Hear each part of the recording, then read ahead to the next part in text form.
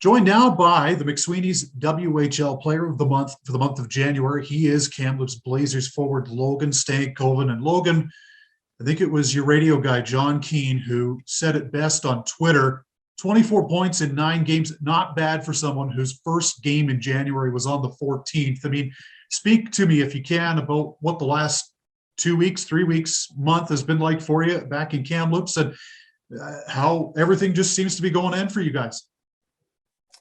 Yeah, no, I think it's been, really good from, in an individual standpoint and team-wise as well. We're winning lots of hockey games right now, and, I think the puck's just finding ways to get in the net, and, I can't take all the credit, right? My line mates are playing really well too and making some great plays and passes, and, luckily, I'm just there to kind of put it in the net and do my job. So it's been a fun month so far.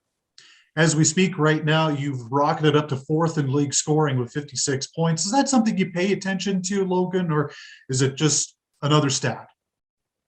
I think it's just another stat, obviously. I try and focus more on the little things in the game, like my faceoffs and winning those little details first, right? I think if you do those things right, the rest will fall into place. So for me, it's obviously nice to contribute and for the stats to show up. But at the end of the day, you got to go out there and put your best effort forward. You're, of course, a prospect of the Dallas Stars, Logan, a second-round pick last year in the NHL draft. You talk about little details, face-offs, that kind of thing. In your conversations with the Stars and their player development group, are those some of the things that they've kind of asked you to focus on this year? Yeah, for sure. Obviously, those little details are key, especially at the next level.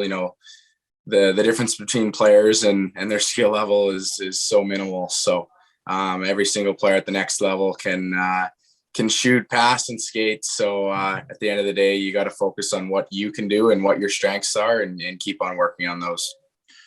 6-game winning streak for your group right now. And looking back a couple of weeks, the Blazers were certainly one of the more active teams on WHL trade deadline day. I want to ask you about some of the new guys. Luke Toporowski, of course, has been grabbing a lot of the headlines since arriving in Kamloops, but how has he and Drew and some of your new fits settled into life in Kamloops? Yeah, they've been great. I think those are great attributions to our team. Those are guys that we're going to need down the stretch and into the playoffs. Obviously, Luke scored in every single game that he's played with us so far. So that's been really cool to see. And obviously, Drew's, a really good depth player, and he's contributed really well too. So, and at the end of the day, both those guys are great human beings and great guys off the ice. So definitely, 2 great players to kind of pick up, for our team. Of course, yourself and Dylan Garand were part of the group that represented Canada at the World Juniors recently, and we all know how that ended, Logan. Certainly a disappointment for everybody involved. But did that kind of leave you almost with a little bit of a chip on your shoulder and kind of wanting to get back on track once you got back to Kamloops?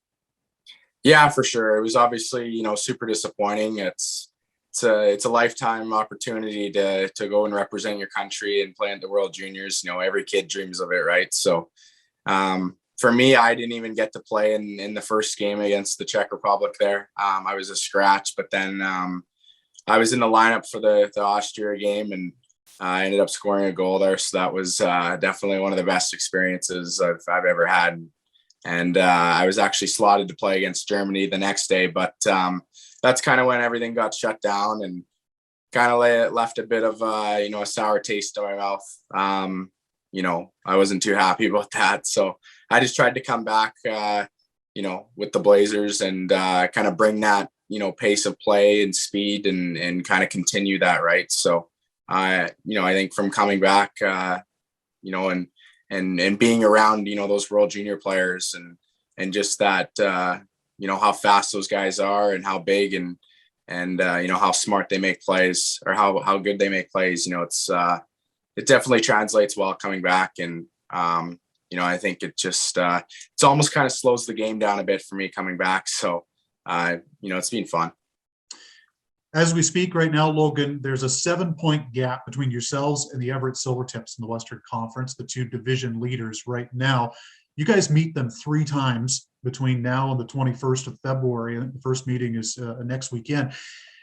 When you guys look at the standings, I know the division banners have been something that's been a staple in Kamloops the last couple of years, but is that kind of the goal right now, is that you guys want to chase down that Everett team and be the #1 seed when we get to playoff time?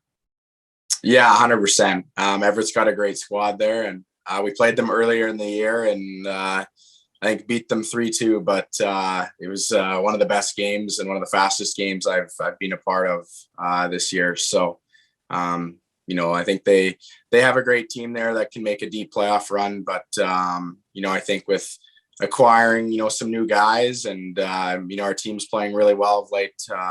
I think we'll have a good chance of competing with them. And obviously, like you said, we've got three games against them coming up here pretty soon. Those are huge games, so hopefully we can make up some points against them. Before that, though, you've got a game on national TV on Friday night. We'd be remiss if we didn't talk about your visit to face the Vancouver Giants on TSN. I'm sure, just talking around the dressing room and talking with your teammates, that's got to add a little bit of extra excitement to your guys too. And maybe tell me a little bit about, what it's like to be able to have the opportunity to play on a national stage like that.